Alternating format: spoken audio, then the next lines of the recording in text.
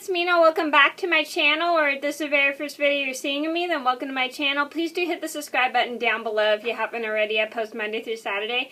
And today in this video I'm talking about my top 5 Disney Channel original movies. Now, to be fairly honest, I don't really like TV movies for some weird reason. I don't know, I just feel like they're not as good as original movies. That's just my personal opinion. If you guys like TV movies, that's totally fine, but here are some Disney Channel original movies that I like, that I thought were pretty interesting to talk about, and I thought they'd be fun to talk about with you guys. And if you guys have like any certain like Disney Channel original movies that you guys like, let me know down in the comments below what your favorite ones are, because I know there's a lot of people who love Disney Channel original movies. And fun fact, I didn't start watching Disney Channel until I was like in my teens, because I was more of a Nickelodeon and a Cartoon Network person as a kid. I just never got into Disney Channel like a lot of my friends did when they were younger. All my friends loved Disney Channel. In fact, I had a group of friends who lived in another state who didn't even know what Cartoon Network it was, or Nickelodeon was, because they never had it where they lived. And they were watching a lot of Disney Channel and Toon Disney or whatever and stuff, so they would talk about Disney Channel all the time. And we'd watch Disney Channel with them. Even though I wasn't a huge fan of watching it, my friends watched it all the time when they were kids. So I'm going to get started, and I'm going to talk about some of the Disney Channel movies that I liked. And if you guys have any favorite Disney Channel original movies, let me know down in the comments below. So I'm going to get started. So number 1 on my list has to be Go Figure. I like this one because this one talks about a girl who loves to ice skate quite a lot. Like, she skates, she twirls, and she's like a pro at ice skating and everything. And she wants to go and join this private school where she's trained to be a famous figure skater. But she can't afford to go to the school, so she joins a hockey team and learns some valuable lessons about making friends and making good decisions and going for your goal, and then trying something you've never tried before, which is pretty cool. And I think that's a really awesome story, like trying something that you're not used to and stuff, like even though you're used to doing like a certain passion, like let's say you go figure skating and you want to try hockey, and you go and do hockey even though you're not really good at it, and you keep trying and stuff. I really like this movie for like it teaches a valuable lesson about going for your dreams and then trying something different along the way that involves sort of like your favorite hobby. Like hockey and ice skating are sort of the same. Hockey and figure skating are sort of the same thing, except figure skating you're just doing twirls and everything, and hockey you're kind of like attacking each other for like a puck and stuff. So that's the difference. I think that's pretty cool. That you got a figure skater who tries to be a hockey player, which I think is really cool. Number 2 on my list would have to be Wendy Wu, Homecoming Warrior. Now this is a pretty cool film. I like this one because it has a woman who kicks butt and stuff, and does like everything to defeat the warriors and stuff, and she does like Chinese, I think it's Chinese martial arts, I'm not too sure. It's really cool. Because like I love seeing women who defend for themselves and kick butt on villains instead of having a guy do it for them. I think that's really, really cool. And I love the fact that Brenda Song starts off as wanting to become homecoming queen, but then she realizes that her duty as a warrior is more important than becoming homecoming queen and saving the world. I think that's really cool.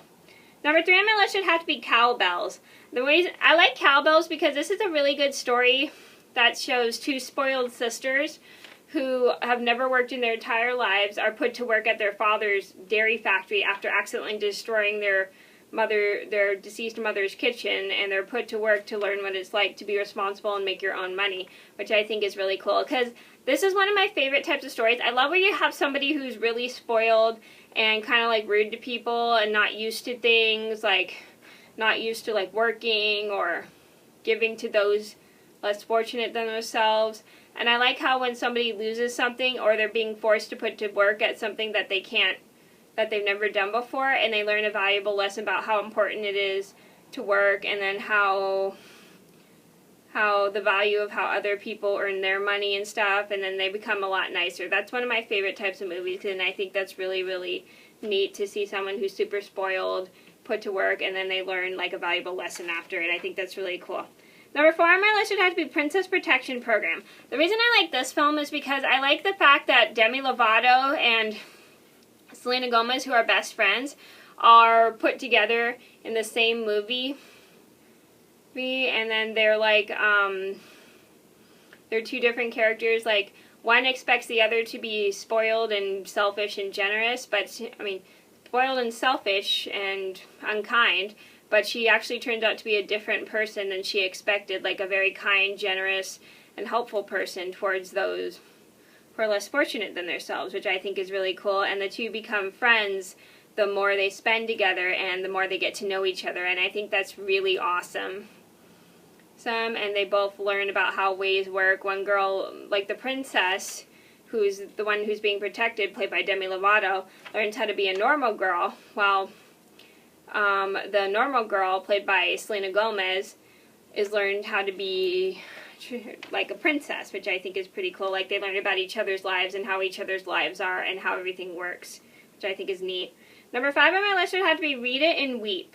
Read It and Weep, excuse me. So this one I think is pretty cool because this one is about a teenager who accidentally publishes her personal private journal in the school newspaper on accident, and then she becomes famous after her